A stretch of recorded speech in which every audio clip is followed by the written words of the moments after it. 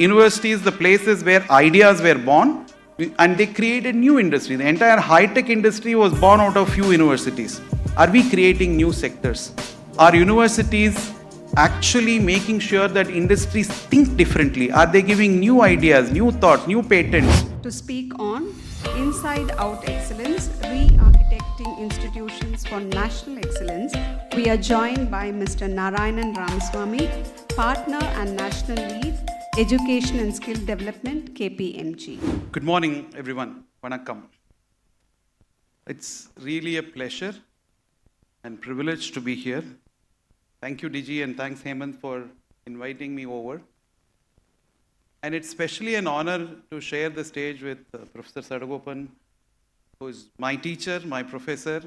While formally he taught me something technical, later for many years he is my guru on building this institution called university. So I'm deeply grateful, sir, and thank you so much for giving me an opportunity here. Sometimes I wonder, consultants are usually accused of creating jargons and, saying something that is complex. Now, Hemant puts us to shame. The topic he has given goes like this: Inside Out Excellence, Re-Architecting Institutions for National Relevance, right? Each one is important, but I thought for a change, I'll simplify what he gave as a complex statement. What essentially he says, which I took out and which is very, very relevant: why should we always be acting on external stimuli? Why is it a change should happen only when something outside triggers us to do? Why don't we look at excellence from within? What are certain things that higher education institutions in the country can think of doing as some things that they need to do irrespective of what are the stimulus outside? Having said that, why is it relevant? Usually the transformation of institutions happen only when there is a trigger outside. Look back and whatever you have done well in the past, there are some regulatory changes, right? UGC comes and says something. Now we have Viksit Bharat Shiksha Adhishtan, and I used to wonder about this complex term. Then it actually means Kalvi Aanayam, or an education commission, which is made a little complex with VBSA. But what does VBSA do?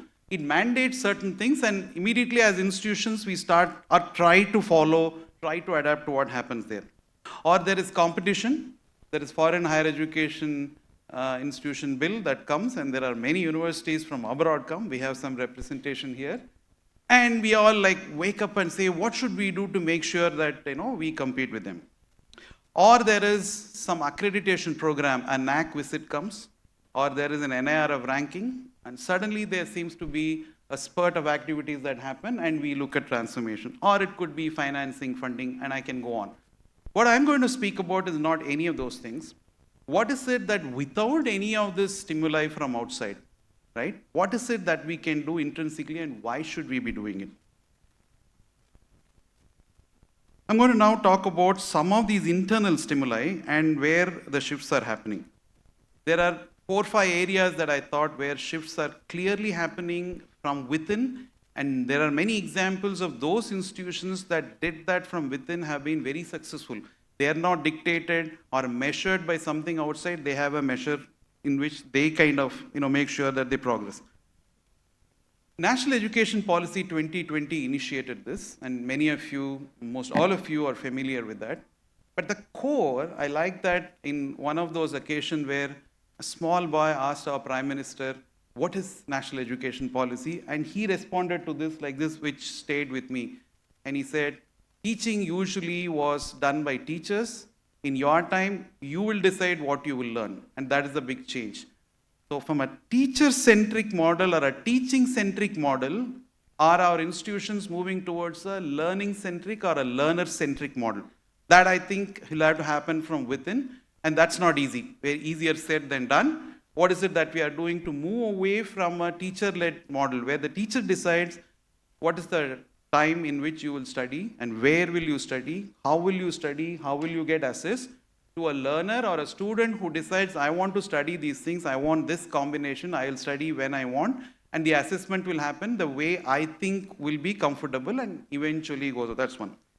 Second, it's it's ironical that this is a country which had some of the world-renowned universities, or whatever it was called, Vishwavidyalayas then, and people from across the world, sir, this used to be like that. People from across the world used to come to India, and we have enough of ancient scriptures that talk about how people used to come to India to learn, and and the education system was different then. Somewhere in between, maybe industrial revolution, maybe a Western way of looking at things introduced something called a formal degree and a diploma and a variation in this. There was a postgraduate which happened after graduation, other things. Over a period of time, educational institutions have become degree generating factories. Why will somebody come to a university? And how many students or how many of us think we are coming to university to learn? Why are you going to a university? Because I want to earn this degree. Who is recognized as a university? Who can offer a degree? Not who will teach, not where you learn, but who can offer a degree. And what is a better university? Which has got more degrees that can be granted, more PhDs that can happen, and not where the learning is better. So, can we transform ourselves from these degree granting factories to actually those who innovate? And one of the questions that when we go for consulting, we ask these institutions, what difference have you made to the region in which you are existing? If I am a university and my impact is not felt even in the region that I exist, then what's the big fun? How can I produce people who are going to change the world? So can we move away from those who are looking at, I'm not against formal degrees. You need a means by which somebody should accept that you had reached a particular stage or not, that's fine. But that should not be the primary purpose why we are running universities. And the third thing I thought, again, maybe a combination of this, we become a lot bureaucratic. I think educational institutions are more bureaucratic than even bureaucracy sometimes. So there is a very heavy hierarchy and there is a very clear role and I'll do this, you will not do this.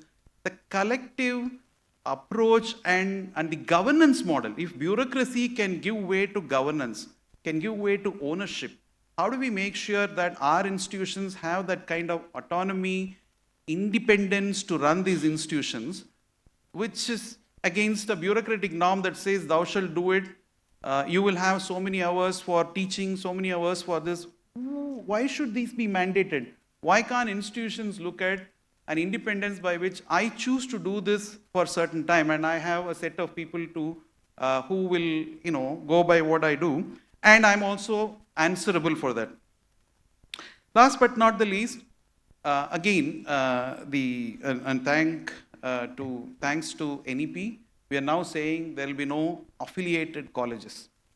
And this affiliated colleges model was perhaps very good when we needed more clerical staff, when we needed more workers for a factory, because we want standard, we wanted predictability, and we wanted more and more people who we can be assured will have of a certain quality, and we couldn't have so many universities. So the Britishers introduced this concept called affiliating a college to a university. And it is very strange that UK has moved away from that in the 90s. We still follow it. We still have affiliated college to universities. And thanks to NEP, hopefully in the next 10 odd years, we will not have affiliating college. Why is affiliating colleges not so desirable? Because there is so much standardization. I'm not so sure whether a university is differentiating itself from another. Now, to me, that is very important. Why did I go to a Nalanda? Our professor spoke about MIT and earlier to that, Oxford. They had a character. They went there, of course, for all the degrees and other things, but also there was something unique. And there is this famous controversy between MIT and Harvard, one who can think and one who can count and other things. So they had their character, they had their uniqueness. But over a period of time, my view, and I could be wrong, Indian universities have lost that character that they have, and they all look alike, right?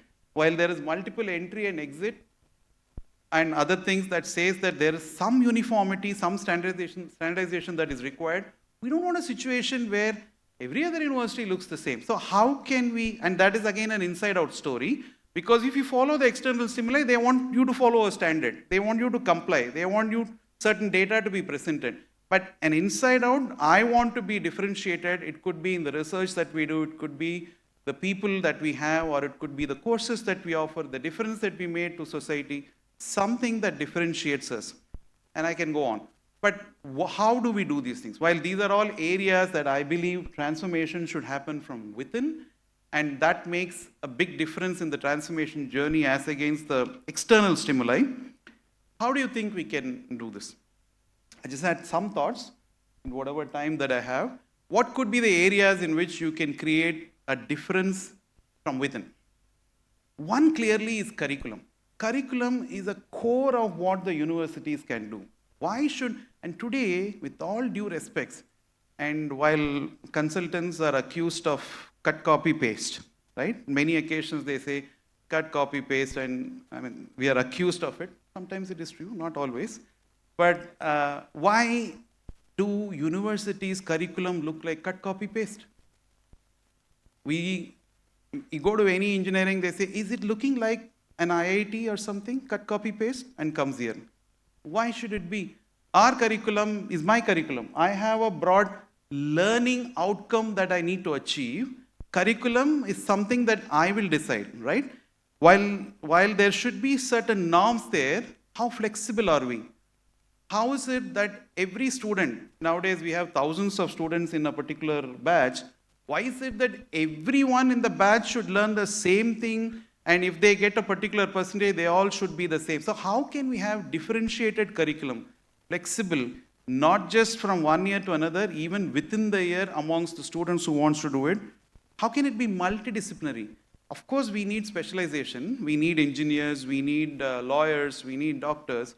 But gone are those days where super specialization is required, because today the access to knowledge is very different from what it is. And we genuinely need multidisciplinary graduates and postgraduates. So how can we be multidisciplinary? And how can it be more oriented towards the purpose?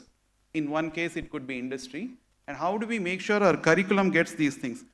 I get reminded, and we are in Coimbatore, right? Thirukural, that says, Kalvila, Thiruvallur Sollumbodhu, he says, Tottanai Thurum Manarkeni Mandarakku Kattanai Thurum Arivu. There is no definition. You dig and you get. You may not even see water there, but you go and dig, you get water. You dig deeper, you get more water. Do our universities give that? Or is it the same? There is a bottle of water for every student. As against, I say, you come, you make the effort, you dig deeper, I'll give you more. So I want, like, if our universities are more like Manarkenis, where people come and they decide how much they want and they get that. That's on curriculum. On faculty, one of the pivotal transformations that, in my view, sir, my humble view, NEP has only partially, or not touched upon it to the depth that I want, is the faculty transformation. If there is a single biggest agenda that needs to happen, and who can make all the difference, it is the faculty. And that's not something that is externally mandated. None of these things actually mandates that the faculty should go through so much training or should be of this particular. They only give some measurable things, like there should be a PhD or they should have so many years of experience and other things. How can our faculty transform? To begin with, how can they be exceptional learners? How can somebody who is not curious and who cannot learn be a teacher? So do we have teachers who are themselves very good students and learners, so that any teacher who says, I have this book and I will teach you from this, and what is the book, by the way? That is the book that my teacher taught me. And imagine somebody is teaching you 20, 25 years back what they taught to a student who's going to apply for the next 20, 25 years. Nothing can be far away from reality. So how do we have teachers who do their research, who are aligned to industry or wherever this is being applied, who are learners, most importantly, who are networked? A teacher is also the biggest network that you can get. Even today, I go to Professor Sadagopan and he connects me with so many people. The amazing network that teachers have when it comes to the knowledge space, in my view, is so important. Are we as institutions creating faculty who are that knowledge sources and mentors? Increasingly, I think a student has more time more access, more sources in which he or she can learn compared to the constrained teacher who has so many other things to do. So we don't need teachers to tell us the source of knowledge or even give knowledge in that 40-45 minutes, 1 hour classroom, but who can be guides and mentors and coaches who can tell them how they can actually better themselves. So second dimension I thought inside out transformation is how do faculty in our institutions can be transformed. Third, even the students. I mean, when a student enters here, are we conditioning the student for certain things like I just mentioned before? Or is it a participative learning? How many times have we got to the student and said, okay, let's sit and decide what's the learning journey that you want to have? What is it that you want to achieve in the next 4 or 5 years? I will decide something on that basis. And it has to be holistic. I think we are rapidly moving away from technical. When I say technical education, I don't mean engineering, science, and other things. It's the core of education. We need holistic education that is important. What is the difference between somebody who sits at home and learns from many of the edtech and other sources and those who come to universities? That's not the core subject, technical subject. That is the experience that he or she gets in the university. That's the camaraderie, the group with which they do, the communication, and the emotional connect. Today, many of the students who pass out of university are not emotionally stable, which is very surprising because one of the most important things is this pillar, which is technology as transformation. And we don't need somebody. In fact, there is no external mandate for technology. Nobody says this is the technology you should use or you should use data for analysis, not yet at least. So how do we make sure that we get our data right? We live in a world, and trust me, every other sector is changing faster. Every other sector is actually paranoid about the changes that in technology and AI and others do. And somehow educational institutions are cool. They don't seem to be as worried in spite of what Hemant and others say about what technology and others can impact. So I think an inside-out change that can happen is how do we use technology? We move from someone who has been dissipating some knowledge that has happened everywhere to knowledge creators. The platforms that we have should aid us to create knowledge, to create new knowledge, and to make sure that it is visible and available for others. AI, artificial intelligence, does actually make a big difference. My only fear is artificial intelligence should not be equal to native stupidity. When we use AI, we should also make sure that we are leveraging AI and we are moving to the next level, and hence technology and technology-led transformation, in my view, is crucial. Fifth pillar that I see is the collaboration which happens with industry and others. We've talked a lot about that, and I'm not saying universities should become a training ground for industries or anything of that sort, but are we aligned with industry? Are we looking at something that is relevant for them? Is there any seamless alignment? Do we innovate for them? Or, I mean, imagine once upon a time, and Bay Area is a good example for this, universities created industries. Universities, the places where ideas were born, and they created new industry. The entire high-tech industry was born out of few universities. Are we creating new sectors? Are universities actually making sure that industries think differently? Are they giving new ideas, new thoughts, new patents? And that's the direction that we need to look at. And they also should be the dissipators of the knowledge that they gain from universities. Are we doing that? And the sixth and seventh one, sixth is social inclusion. I talked about that a little bit. In the interest of time, I will not get into it. But can our universities be responsible citizens of the region? What is it that we are doing? You can call it frugal innovation, you can call it micro design, local innovation, whatever name. But are we doing something that is more relevant to our communities, the places that we live in, the people who we are associated with, and can we do it in an affordable, scalable fashion? Hemant talked about affordable, scalable stuff from a technology perspective. I think universities can look at, and there are many examples of this. Last but not the least, I also would want to touch upon what is now famously called Indian knowledge system. There are so many things that we seem to have forgotten, and this need not necessarily, I don't know why we always compete only on the technology side, trying to prove Pythagoras theorem was invented there and all those things. May be true, may not be true, I'm not even getting into it. There are many areas. that India, for example, yoga as a stress buster is renowned as something that is far better than anything else the Western world knows. The Indian medicine has got therapeutic features. It is truly the healthcare as against the sick care that we see in the Western way of doing things. Why are we not focusing on those areas? Or even the research that we do? Sir, I don't know, it is debatable. It's not, the research happens outside, not in the lab. The Western way of doing things is, a product is out only when it is tested so many times in the laboratories and then it is out. The way we do it is different. There are many things, our way of doing things that we perhaps can explore. So with these 6-7 areas, I thought there are so many things that our universities can think on their own, can think inside out, can come up with so many things that are possible as transformation without getting into any external stimuli. I would like to conclude by a quote that John F. Kennedy said. He says, I quote, "The progress of nations can be no swifter than the progress of educational institutions." Unquote. And what does that mean? If we want to be Viksit Bharat, if we want to be the developed India by 2047 or whatever time that it takes, there is no doubt that unless the educational institutions reach that level before, and if educational institutions are not at the core of this development, it cannot happen. So it's all the more that we need to start the transformation from within, and we will do it. So thank you so much once again. Thanks, Hemant.